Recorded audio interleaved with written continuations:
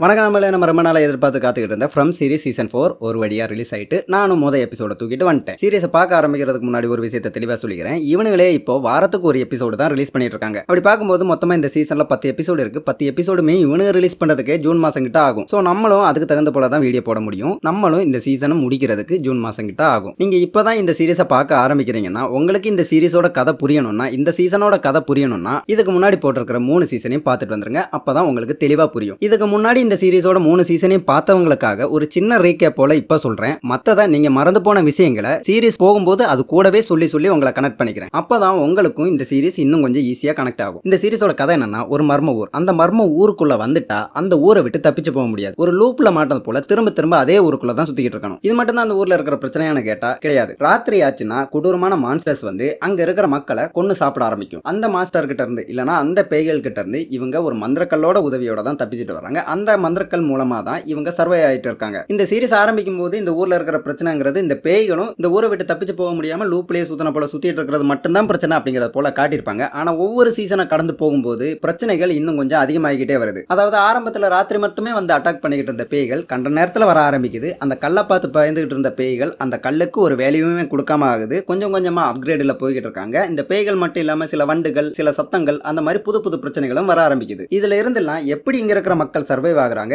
எப்படி இவங்க எல்லாருமே தப்பிக்க போறாங்க, இங்க நடந்துட்டு இருக்கும் இந்த மர்மங்களுக்கு பின்னாடி இருக்கிற காரணம் என்ன அப்படிங்கறத இந்த சீரிஸோட கதை. ஏற்கனவே கொஞ்சம் காரணங்கள் எல்லாம் இவங்க சொல்லிட்டாங்க. அது எல்லாத்தையுமே நான் இதுக்கு முன்னாடி போட்ட வீடியோல தெளிவா எக்ஸ்பிளைன் பண்ணிருப்பேன். அதை பார்க்காதவங்க பார்த்துட்டு வந்து சீசன் 4 பார்க்க ஆரம்பிச்சு. சோ அவ்வளவுதான். இதுக்கு மேல வளவலன்னு பேசி நேரத்தை கடத்தாம எபிசோட பார்க்க ஆரம்பிச்சிருவோம். சீசன் 4 எபிசோட் நம்பர் 1 கட் பண்ணி ஓபன் பண்ணா சீசன் 3 எங்க முடிஞ்சிச்சோ அங்க இருந்து தான் ஆரம்பிக்கிறாங்க. அதாவது மஞ்ச சோகா போட்ட ஒரு புது கேரக்டர் ஒன்னு சீசன் 3யோட கிளைமேக்ஸ்ல என்ட்ரி ஆயிருக்கும். அந்த கேரக்டர் நம்ம ஜிம்மா போட்டு தள்ளி இருக்கும். அந்த இடத்துல இருந்து தான் இப்ப சீசன் 4ஓட எபிசோட் நம்பர் 1 ஆரம்பிக்கிறாங்க. இந்த புது கேரக்டர் ஜிம்மை தாக்கிட்டு இருக்கு. இந்த இடத்துல தான் ஜூலியும் இருக்கா. ஜூலி யாருன்னா ஜிம்மோட பொண்ணு. ஜூலிக்கு ஒரு ஸ்பெஷல் பவரும் இருக்குது. இவ ஒரு ஸ்டோரி வாக்கர், இல்லனா நமக்கு புரியுற மாதிரி ஒரு டைம் டிராவலர்னு வச்சுப்போம். ஏற்கனவே நடந்து முடிந்த ஒரு கதைக்குள்ள எந்த காலகட்டத்துக்கு வேணாலும் போய் அந்த கதையில என்ன நடந்திருக்கு அப்படிங்கறத ஜூலியால பார்க்க முடியும். ஆனா அந்த கதையில எந்த ஒரு மாற்றத்தையும் இவளால கொண்டு வர முடியாது. இதுதான் ஜூலியோட பவர். இங்க இருக்கிற ஜூலியை பார்த்து, இங்க இருக்கிற இந்த ஜூலியோட ட்ரெஸ்ஸிங் எல்லாம் பார்த்து சீசன் 3யோட கிளைமேக்ஸ்லயே நான் ஒரு சந்தேகம் சொல்லியிருப்பேன். இப்போ இந்த காலகட்டத்தில் இருக்கிற ஜூலி மாதிரியே இது கிடையாது, இது வேற ஏதோ ஒரு காலகட்டத்தை சேர்ந்த ஜூலி அப்படின்னு சொல்லியிருப்பேன். அதே தான் இந்த மஞ்ச சோகா போட்டவனு சொல்றான். இப்ப இவன் ஜிம்மோட கழுத்தை அப்படியே பிச்சு எரிஞ்சதுக்கு அப்புறமா ஜூலியை பார்த்து, ஏண்டி என்ன போட்டு பாடா படுத்திட்டு இருக்க, என்ன ஒழுங்கா ஒரு வேலை பார்க்க விடுறியா, நீ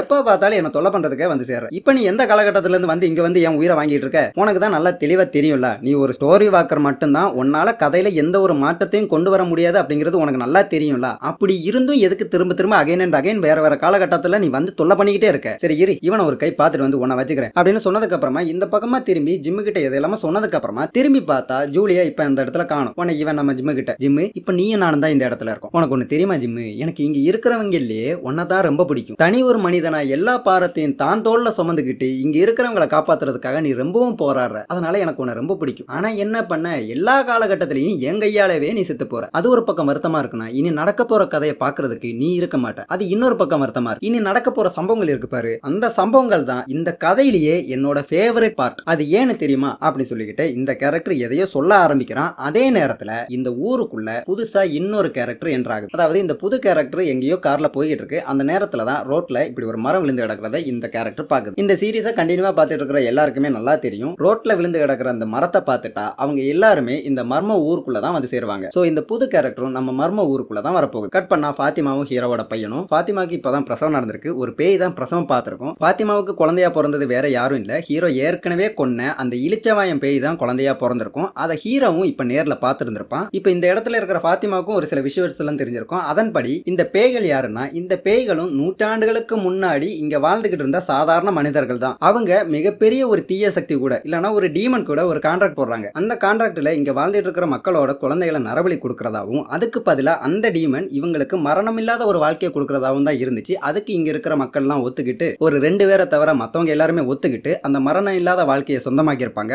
அவங்க தான் இப்ப பேயா இந்த ஊருக்குள்ள வந்து அட்டூழியம் பண்ணிட்டு இருக்காங்க. ஹீரோவோட பையன் தன்னுடைய காதலியும் மனைவியுமான இப்பதான் பிரசவம் முடிஞ்ச ஃபாத்திமாவையும் கூப்பிட்டுட்டு இந்த இடத்துல இருந்து கிளம்புறான். இந்த இடத்துல தான் கென்னி இருக்கிறான். ஹீரோ ஃபாத்திமாவுக்கு பிரசவம் பார்த்த பேய் ஃபாத்திமா கிட்ட இருந்து உன்னை எடுத்துட்டு போயிருக்கும். அதை ஃபாலோ பண்ணி போயிருப்பான். ஃபாலோ பண்ணி போனவன் போய் ரொம்ப நேரம் ஆகி திரும்ப வரல. அதனால ஹீரோக்கு என்ன ஆச்சுன்னு பார்த்து ஹீரோவை திரும்ப கூட்டு வரதுக்காக இப்ப கென்னி கையில ஒரு லைட் எடுத்துக்கிட்டு அந்த குழிக்குள்ள மெதுவா அப்படியே போறான். அப்படி போற வழியில எல்லாம் ஹீரோவோட பேரை சொல்லி, இருக்கியா இல்ல செத்துட்டியா, இருக்கனா ஏதாவது சவுண்ட் கொடுப்பா அப்படிலாம் சொல்லிக்கிட்டு தான் இப்ப கொஞ்சம் கொஞ்சமா முன்னேறி போய் போய்கிட்டு இருக்கான். அப்படி போய்கிட்டு இருக்கிற நேரத்துல தான் கென்னியும் இப்ப அந்த இளிச்சவாயன் பேயை பாக்குறான். அந்த இளிச்சவாயன் பேய் இப்ப கென்னி கிட்ட, என்னடா கென்னி எப்படி இருக்க, நல்லா இருக்கியா, பார்த்து ரொம்ப நாள் ஆச்சுல, நான் வீழ்வேன் என்று நினைத்தாயோ அப்படிங்குது. இப்ப இந்த பேயை கொல்றதுக்கு கென்னியும் ஹீரோவுக்கு ஹெல்ப் பண்ணிருப்பான். கென்னி இப்ப இந்த பேயை பார்த்து பயந்துட்டு இருக்கிற நேரத்துல தான் ஹீரோவும் இங்க வந்து கென்னியோட வாயை புத்தி, வேண்டாம் நம்ம இங்க இருக்க வேண்டாம், இங்கிட்டு வேண்டாம் அங்கிட்டு போவோம், இங்க இருந்து எப்படியா தப்பிச்சு போவோம் பாப்பண்டா வாடா அப்படின்னு சொல்லிட்டு கென்னியும் கூப்பிட்டு வேக வேகமா ரெண்டு பேரும் அந்த இடத்தை விட்டு தப்பிக்கிறாங்க. அந்த இடத்தை விட்டு வெளியே வந்ததும் கென்னிக்கு ஒண்ணுமே புரியல. கென்னி ஹீரோ கிட்ட எப்படி இது சாத்தியமாகும், அவனை நம்ம தானே கொன்னோம், அவன் இப்படி திரும்ப வந்தான் அப்படிலாம் சொல்லி சந்தேகம் மேல சந்தேகம் கேட்கறான். ஹீரோ அதுக்கு அதெல்லாம் எனக்கும் தெரியலடா, ஆனா நீ பார்த்ததான் உண்மை, நான் பார்த்ததை தான் நீயும் பார்த்திருக்க, அந்த இளிச்சவாயனை தான் ஃபாத்திமாவும் பெத்து விட்டுருக்கா, உனக்கு தெரிஞ்ச அதே அளவு தான் எனக்கும் தெரியும், எனக்கும் அதுக்கு மேல எதுவும் தெரியாது அப்படிங்கிறான். அப்படியே கட் பண்ணா எல்ஜிங்கிற ஒரு கேரக்டர் ஒரு பேயோட வார்த்தையை நம்பி, அதாவது ஃபாத்திமாவை யாருக்கும் தெரியாம ஒரு குறிப்பிட்ட இடத்துல அடைச்சு வச்சு ஃபாத்திமாவுக்கு நல்லபடியா பிரசவம் நடந்தா நீங்க எல்லாருமே இந்த ஊரை விட்டு தப்பிச்சு போகலாம் அப்படிங்கிற ஒரு பேயோட வார்த்தையை நம்பி ஃபாத்திமாவை கொண்டு போய் ஒரு இடத்துல அடைச்சு வச்சிருந்திருப்பான் யாருக்கும் தெரியாம. ஒரு கட்டத்துக்கு மேல இவன் தான் ஃபாத்திமாவை அடைச்சு வச்சிருக்கான் அப்படிங்கிறது ஹீரோவுக்கும் ஒரு சிலருக்கும் தெரிய வருது. ஹீரோ உடனே வந்து ஃபாத்திமாவை எங்கடா அடைச்சு வச்சிருக்க, எங்கடா இருக்கா அவான்னு சொல்லி இவனை லைட்டா டார்ச்சர் பண்ணிருப்பான். ஆனா இவன் அதுக்கு எந்த பதிலுமே சொல்லியிருக்க மாட்டான். அதாவது ஃபாத்திமா எங்க இருக்கான்னு இவன் சொல்லியிருக்க மாட்டான். இப்படி இந்த எல்ஜின் கிட்ட கொஸ்டின் பண்ணிக்கிட்டு இருந்த ஹீரோவும் மற்ற பலரும் வேற எதையோ பத்தி பேசுறதுக்காக இந்த இடத்தை விட்டு போன அதே கேப்ல சாராங்கிற இந்த பொண்ணு, அதாவது இந்த கொலகார பொண்ணு, இவங்கிட்ட வந்து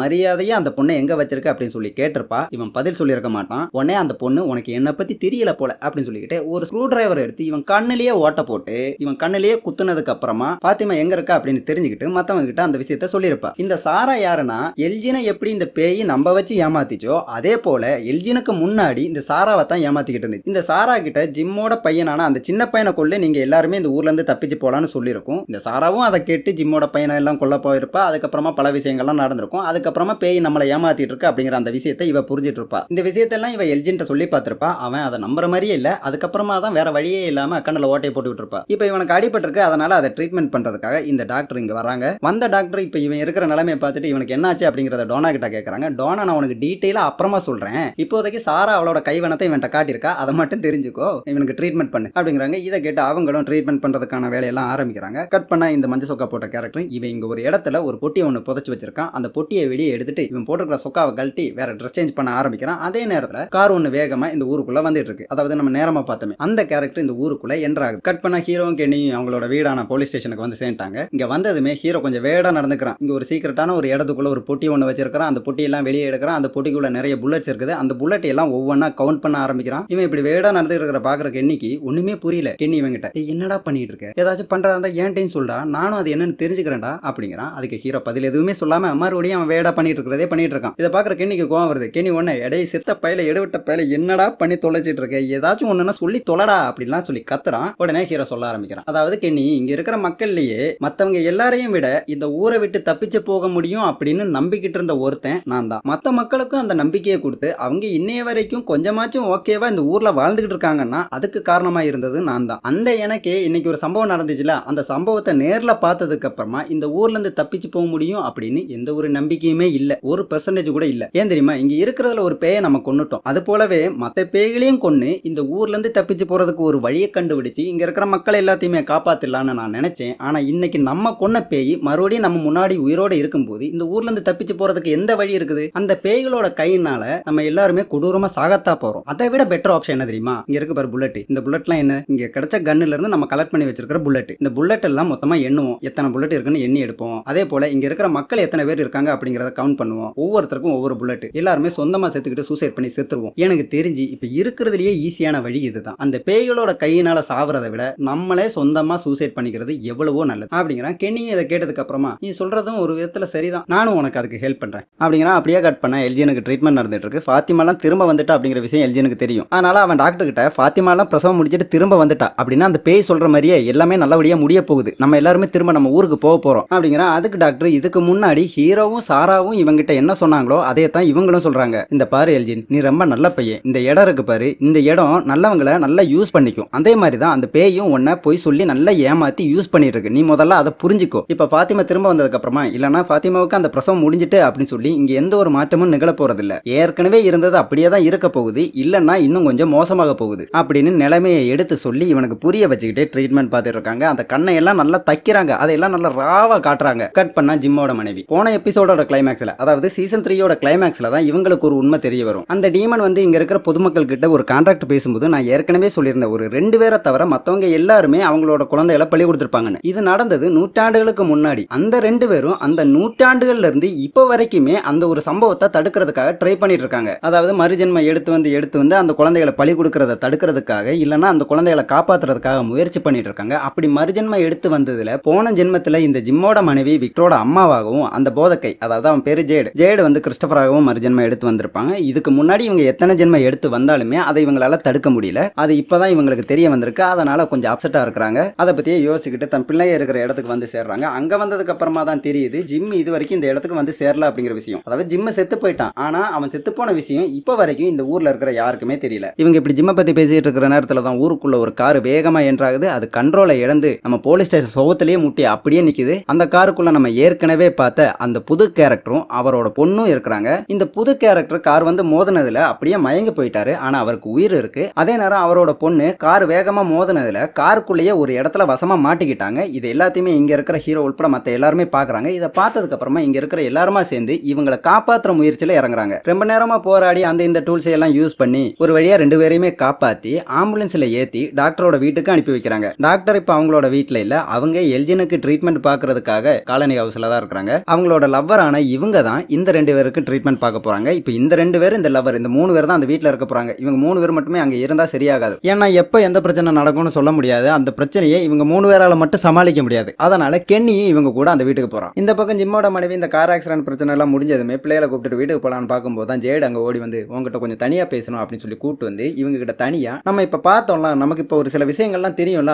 அது எல்லாத்தையும் ஏன் நம்ம இந்த மக்கள் கிட்ட சொல்லக்கூடாது, இங்க இருக்கிறவங்க கிட்ட சொல்லக்கூடாது அப்படிங்கிறான். அதுக்கு ஜிம்மோட மனைவி சாராவா ஒரு எக்ஸாம்பிளா வச்சு சொல்றாங்க. இந்த இடம் நம்ம கிட்ட சொல்றது எல்லாம் உண்மையா இருக்கணும்னு எந்த ஒரு தேவையும் கிடையாது. இந்த இடம் அந்த தேவைக்காக அது நம்மளை யூஸ் பண்ணிக்க பாக்குது. உனக்கு சொல்லணும்னா அந்த சாரா விஷயத்தையே எடுத்துக்கோ. சாரா கிட்ட என் பையனை அவ கொன்னுட்டா, இந்த இடத்த விட்டு இந்த ஊரை விட்டு தப்பிச்சு போகலான்னு சொல்லி இந்த ஊரு தான் அவகிட்ட போய் சொல்லி அவளை நம்ப வச்சுச்சு. அவ அதுக்கு தகுந்த மாதிரி நடந்துகிட்டா. அதுக்கு அப்புறமா தான் அவளே உண்மையை ரியலைஸ் பண்ணா. அது போலதான் இப்ப நடக்கிற விஷயங்களும் இருக்கலாம். ஏன் இந்த இடம் நம்ம கிட்ட போய் சொல்லி இருக்க கூடாது? சோ இது என்ன ஏது, இதுல எந்த அளவுக்கு உண்மை இருக்கு அப்படின்னு தெரிஞ்சுக்கிற வரைக்கும் நம்ம இதை பத்தி யாருக்கிட்டையுமே பேசிக்க வேண்டாம் அப்படிங்கிறாங்க. இப்ப இந்த ஊர்ல இருக்கிறதுலயே மிகப்பெரிய பிரச்சனை இதுதான். இப்ப நம்ம பாத்துக்கிட்டு இருக்கிறதுல இந்த ஊர்லயே முக்கியமான ஒரு சில கேரக்டர்ஸ் இருக்குல்ல, எல்லா கேரக்டர்ஸுக்குமே இந்த ஊரை பத்தி கொஞ்சம் கொஞ்சம் விஷயங்கள்லாம் தெரியும். அதை இவங்க எல்லாருமே ஒன்னா சேர்ந்து உட்கார்ந்து பேசினாலே ஒரு முடிவுக்கு வந்திருக்கலாம். ஆனா யாருமே அப்படி பண்ண மாட்டாங்க. தனக்கு தெரிஞ்ச விஷயம் வேற யாருக்குமே தெரியாத மாதிரியே தான் நடந்துப்பாங்க. ஒரு எக்ஸாம்பிளுக்கு சொல்ல போனா இப்ப போதகைக்கும் ஜிம்மோட மனைவிக்கும் ஒரு சில விஷயங்கள்லாம் தெரியும். அதை இவனுங்க வேற யாருக்கிட்டையும் சொல்லிக்க மாட்டாங்க. ஜூலியை பொறுத்த வரைக்கும் அவ ஒரு ஸ்டோரி வாக்கர் இல்லனா டைம் டிராவலர். அந்த விஷயம் இந்த சின்ன பையனை தவிர வேற யாருக்கும் தெரியாது. அதே போல ஹீரோவுக்கு ஒரு சில விஷயம் தெரியும். ஆனா அதை அவன் யாருக்கிட்டையும் சொல்லிக்க மாட்டான். இப்படியே பண்ணி தான் சீரிஸை 4 சீசனா இழுத்துட்டு இருக்காங்க. ஆனா இழுத்தாலும் பரவாயில்ல, கொஞ்சம் நல்லா தான் இருக்கு. கட் பண்ண ஹீரோ இப்ப பாத்திமாவை பாக்குறதுக்காக காலனி வீட்டுக்கு வந்திருக்கான். இங்க தான் இந்த போலீஸ்காரமா இருக்காங்க. இவங்களுக்கும் நம்ம ஹீரோக்கு ஏற்கனவே ஒரு வாய்க்கா தகராறு போய்கிட்டு இருக்கு. அது என்ன தகராறு அப்படிங்கறத பத்தி எல்லாம் இப்ப நம்ம பேச போறது இல்ல. ஏன்னா அது அவ்வளவு முக்கியமான ஒண்ணு எல்லாம் இல்ல. எப்பவாச்சும் முக்கியம்னு பட்டுச்சுன்னா அப்போதைக்கு அதை நான் டீடைலா சொல்றேன். சோ ஹீரோ அந்த வாய்க்கா தகராறு ஒரு முடிவுக்கு கொண்டு வரலாம்னு சொல்லி இவங்க கிட்ட காம்ப்ரமைஸா போலான்னு ட்ரை பண்றான். ஆனா இந்த அம்மா ஒத்துக்காம செல்லாது, நான் உன் கூட எல்லாம் கூட்டு சேர மாட்டேன், உனக்கும் எனக்கும் பகாதாண்டா அப்படின்னு கோமா பேசிட்டு அந்த இடத்தை விட்டு கிளம்பி இந்த ஊர்ல ஒரு சின்ன ரெஸ்டாரண்ட் ஒன்று இருக்குல்ல, அதாவது இந்த கென்னியோட அம்மா ஃபுட் குக் பண்ணி எல்லாருக்கும் சர்வ் பண்ணிருப்பாங்களே, அந்த இடத்துக்கு வந்து தனியா கொஞ்ச நேரம் ஃபீல் பண்ணதுக்கு அப்புறமா இந்த இடத்துலயே ஒரு கோட் மாதிரி ஒன்று கிடைக்குது. அதை எடுத்து அப்படியே பாக்குறாங்க. அப்படியே கட் பண்ணா நம்ம ஹீரோ ஃபாத்திமா இருக்கிற ரூமுக்குள்ள வந்து ஃபாத்திமாவை பார்த்ததுக்கு அப்புறமா இந்த ரூமுக்குள்ள இருக்கிறாங்கல்ல இவங்க கிட்ட மட்டும் இவன் அந்த டனலுக்குள்ள வச்சு என்ன பார்த்தானோ, அதாவது அந்த இடிச்சவன் என் பேய பார்த்திருப்பான்ல, அந்த விஷயத்தை எல்லாத்தையுமே சொல்றான். நான் இப்போ இதை சிம்பிளா சொல்லி முடிச்சிட்டேன். ஆனா இந்த இடத்துல இவன் இதை கொஞ்சம் தயங்கி எமோஷனலா எக்ஸ்பிளைன் பண்ணி நல்ல டீடைலாவே தான் சொல்லிட்டு இருக்கான். இப்படி இவனு இந்த பக்கம் சீரியஸா பேசிட்டு இருக்கிற இதே நேரத்துல தான் விக்டரும் அவனோட அப்பாவும் சேர்ந்துக்கிட்டு விக்டரோட அப்பா இனிமே விக்டர் கூட தான் தங்க போறாரு. அதனால அவர் தூங்குறதுக்காக ஒரு கட்டில பிடிச்சி இழுத்து சவுண்ட் போட்டுக்கிட்டு அவங்களோட ரூமுக்கு தூக்கிட்டு போய்கிட்டு இருக்காங்க. இதை இவனுக்கு போற சவுண்டுனால அந்த ரூமை விட்டு வெளியே வந்த டோனா கேட்டு தெரிஞ்சுக்கிறாங்க. அவங்க மூலமா நம்மளும் தெரிஞ்சுக்கிறோம். ஆனா இந்த சீனை பார்க்கும்போது விக்டரும் அவனோட அப்பாவும் இந்த வேலையில கொஞ்சம் பதட்டத்தோட பாக்குறாங்க. சோ இது ஜஸ்ட் தூங்குறதுக்காக கட்டில எடுத்துட்டு போற மாதிரி மட்டும் தெரியல. இதுக்கு பின்னாடி வேற ஏதோ ரீசன் இருக்கு. அது எல்லாமே வர எபிசோட்ல தான் தெரியும் அப்படின்னு நினைக்கிறேன். அப்படியே இந்த பக்கம் பார்த்தா ஹீரோ தனக்கு தெரிஞ்ச விஷயத்தை எல்லாத்தையுமே இந்த ரூம்ல இருக்கிறவங்க கிட்ட சொன்னதுக்கு அப்புறமா பாத்திமாக்கு ஒரு சில விஷுவல்ஸ் எல்லாம் தெரிஞ்சிருக்கலாம். அதாவது இந்த நரபலி, அந்த டீமன் கூட கான்ட்ராக்ட், அந்த மாதிரி விஷயத்தை எல்லாம் அவனும் கேட்டு தெரிஞ்சுக்கிறான். இந்த ரூம்ல இருக்கிற மத்தவங்களும் தெரிஞ்சுக்கிறாங்க. பாத்திமா இதை எல்லாத்தையுமே சொல்லி முடிச்சதுக்கு அப்புறமா நான் எவ்வளோட கூப்பாடு போட்டு கத்துனேன், என் வயிற்றுக்குள்ள என்னமோ இருக்குதுன்னு எவனாச்சும் ஒருத்தன் என்ன நம்பினீங்களாடா? அப்பவே நான் சொல்றதை நம்பி ஏதாச்சும் பண்ணியிருந்தா இப்படி ஒரு நிலைமை வந்திருக்குமா? இப்ப பாரு, நான் ஒரு பேயை பெத்து விட்டுருக்கேன். எனக்கு ஏன் வயிற்றுக்குள்ள இவ்வளவு நாளா ஒரு பேய் இருந்திருக்கு, அந்த பேயத்தான் நான் பெத்து விட்டுருக்கேன் அப்படின்னு நினைக்கும் போது ஒரே அருவருப்பா இருக்குது. ஒரு மாதிரி கேவலமா ஃபீல் ஆகுது. நான் போய் குளிக்க போறேன் அப்படின்னா அவ பங்குக்கு அவளும் கத்திட்டு அவ அங்கிட்டு போறா. அப்படியே கட் பண்ண டாக்டரோட வீடு. இந்த புது கேரக்டர் இப்ப வரைக்குமே மயக்கத்துல தான் இருக்குது. மயக்கம் தெளிஞ்சு எந்திக்கல. அவரோட பொண்ணும் பக்கத்திலே உட்காந்து அவரை கொஞ்சம் நேரமா பார்த்ததுக்கு அப்புறமா கென்னிக்கிட்ட வந்து, கென்னி நாங்க எங்க வீட்டுல இருந்து கிளம்பி ரொம்ப நேரம் ஆச்சு, எங்களை காணும்னு எங்க அம்மா பயந்துட்டு இருப்பாங்க. சோ உன் போன் கொஞ்சம் தெரியா, நான் எங்க அம்மாக்கு கூப்பிட்டு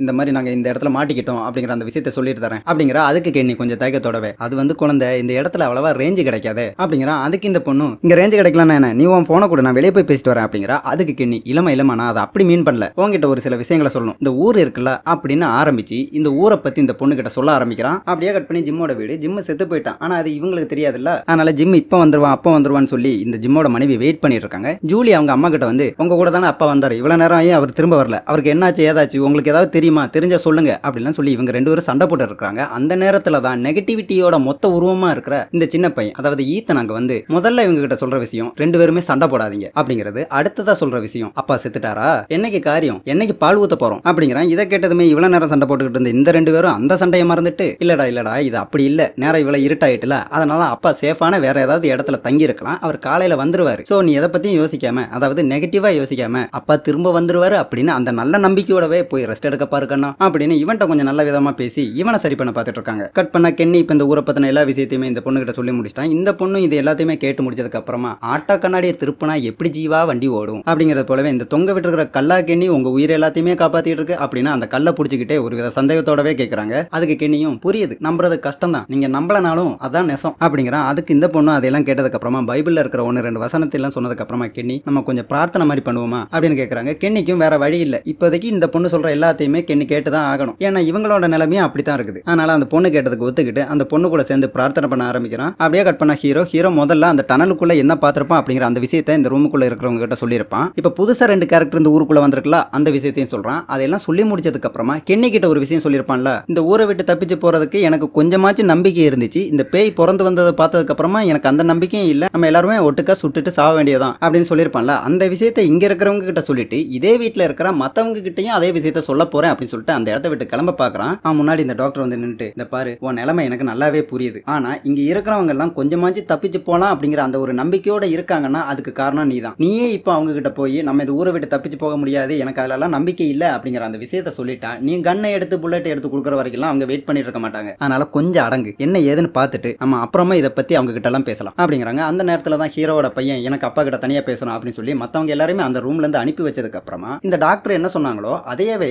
இன்னொரு டோன்ல இப்ப ஹீரோ கிட்ட சொல்றான். ஹீரோ இதெல்லாம் கேட்டதுக்கு அப்புறமா, என்னால முடியலடா, என்னால சுத்தமா முடியல, உன்னோட அம்மா இறந்து போனது போல பல விஷயங்களை நான் இந்த ஊருக்காகவும் இந்த ஊர்ல இருக்கிற மக்களை காப்பாத்துறதுக்காகவும் இங்க இருந்து இவங்க எல்லாம் தப்பிச்சு போறதுக்காகவும் இழந்திருக்கேன், விட்டு கொடுத்திருக்கேன், என்னுடைய தியாகங்களுக்கு எந்த ஒரு வேல்யூமே இல்ல, அது எல்லாமே சும்மாதான் அப்படின்னு தெரிய வரும்போது என்னால எப்படிடா மறுபடியும் அந்த நம்பிக்கையோட இருக்க முடியும் அப்படின்னு உடஞ்சு போய் அழ ஆரம்பிக்கிறான். மகனும் அவனை கட்டி பிடிச்சி ஆறுதல் சொல்ல ஆரம்பிக்கிறான். கட் பண்ணா ஜிம்மோட வீடு. இவங்க மூணு பேருமே ஒரு இடத்துல உட்காந்து சாப்பிட்டுக்கிட்டும் அமைதியா எதை பத்தியோ பேசிக்கிட்டும் இருக்காங்க. அந்த நேரத்துல தான் கிச்சன்ல இருந்து ஒரு பாத்திரம் கீழே விழுகிற சவுண்ட் கேக்குது. இவங்க மூணு பேருமே பயந்துகிட்டு உள்ள போய் பார்த்தா கிச்சன்ல இருக்கிற சாமான் செட்டுலாம் திடீர்னு உடையுதான் உருளுதான் அந்த மாதிரியா நடக்குது. இதை பார்த்து இவங்க மூணு பேருமே ரொம்பவுமே பயந்து போறாங்க. அப்படியே கட் பண்ணா இந்த டாக்டரோட வீடு. இந்த புது கேரக்டர் இப்ப வரைக்குமே மயக்கத்துல தான் இருக்கு. அவரோட பொண்ணு பக்கத்துல இருந்து அவரை கொஞ்ச நேரம் பார்த்ததுக்கு அப்புறமா நேர எழுது வந்து கென்னிய பாக்குறாங்க. பார்த்தா கென்னி நல்லா தூங்கிட்டு இருக்கான். கென்னி நல்லா தூங்கிக்கிட்டு இருக்கான் அப்படிங்கறத பார்த்து கன்ஃபார்ம் பண்ணதுக்கு அப்புறமா அவரோட பொண்ணு நேர அவர் பக்கத்துல வந்து உட்கார்ந்து அவர் நெஞ்சில கை வச்சுட்டு ஏதோ பிரார்த்தனை போல பண்ணதுக்கு அப்புறமா, போதும் எழுந்துக்கோ அப்படிங்கிற. அவரும் மெதுவா கண்ணு முடிச்சு பார்க்க ஆரம்பிக்கிறாரு. அப்படியே கட் பண்ண ஒரு பிளாஷ்பேக். இந்த புது கேரக்டர் இருக்குல்ல, இவருக்கு பொண்ணுலாம் கிடையாது, இவர் தனியா தான் இந்த ஊருக்குள்ள வந்திருப்பாரு. இவரோட பொண்ணோட உருவத்துல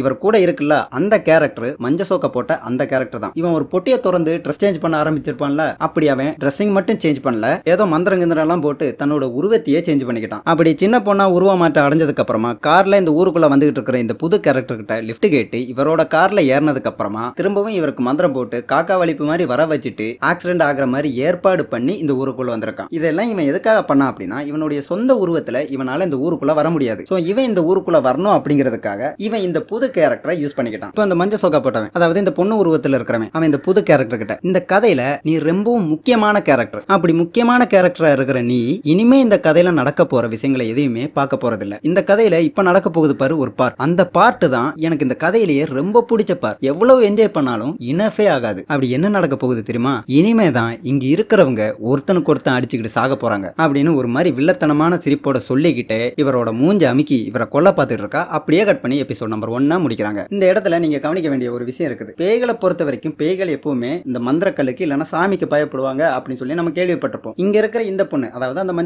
மஞ்ச சோக்கா ஆட்டா கண்ணாடியை திருப்பினா எப்படி ஜீவா வண்டி ஓடுற மாதிரியே தான் அந்த கல்லை பிடிச்சி விளையாடிக்கிட்டு இருந்திருப்பா. சோ கல்லு இவளை ஒன்னும் பண்ணல. ரெண்டாவதா பைபிள்ல இருக்கிற வசனங்களை எல்லாத்தையுமே இவ சொல்லியிருப்பா. சோ அந்த விதத்திலையும் இவளை ஒன்னும் பண்ண முடியாது. இவளை எப்படிதான் இங்க இருக்கிறவங்க சரி கட்ட காட்ட போறாங்க. இவளால இனிமே எந்த மாதிரியான பிரச்சனைகள்லாம் வரப்போகுது, இனிமே புதுசா வேற எந்த மாதிரியான பிரச்சனைகள்லாம் வரப்போகுது அப்படிங்கறதெல்லாம் வர எபிசோட்ல தான் தெரிஞ்சுக்க முடியும். அப்புறமா இந்த எபிசோட முறை பார்க்கும்போது எனக்கு 2 இடத்துல சந்தேகம் வந்துச்சு. ஒன்னு விக்டரும் அவனோட அப்பாவும் இவ்வளவு சீரியஸான பிரச்சனைகள் நடந்துட்டு இருக்கிறதுக்கு நடுவுல அந்த கட்டில போட்டு இழுத்துட்டு போவேலையே, இது நார்மலா நடக்கிற மாதிரி இல்லையே, இதுக்கு பின்னாடி ஏதோ காரணம் இருக்கு அப்படிங்கிற மாதிரியே இருந்துச்சு. ரெண்டாவதா இந்த பொண்ணு கென்னி கூட சேர்ந்து பிரார்த்தனை பண்ணும்போது ஒரு மாதிரியா சிரிச்சிச்சு. அதாவது இந்த ஊர்ல இருக்கிற பேய்கள்லாம் ஒரு மாதிரி சிரிக்குமே, அந்த மாதிரி சிரிச்சிச்சு. அதை பார்க்கும்போதே இது சரியில்லையே, இந்த பொண்ணுக்கு பின்னாடி ஏதோ மர்மம் இருக்குதே அப்படிங்கிற மாதிரி எனக்கு சந்தேகம் இருந்துச்சு. அந்த சந்தேகம் கடைசியில இவங்க கிளியர் பண்ணிட்டாங்க. இனி விக்டர் மேல இருக்கிற சந்தேகம் வர எபிசோட்ல தான் கிளியர் ஆகும்னு நினைக்கிறேன். உங்களுக்கும் இந்த எபிசோட்லாம் பார்க்கும்போது என்ன போலவே வேறும் பல சந்தேகங்கள்லாம் வந்திருக்கலாம். அது என்னென்ன சந்தேகங்கள் அப்படிங்கறது எல்லாத்தையுமே கமெண்ட்ல கேளுங்க.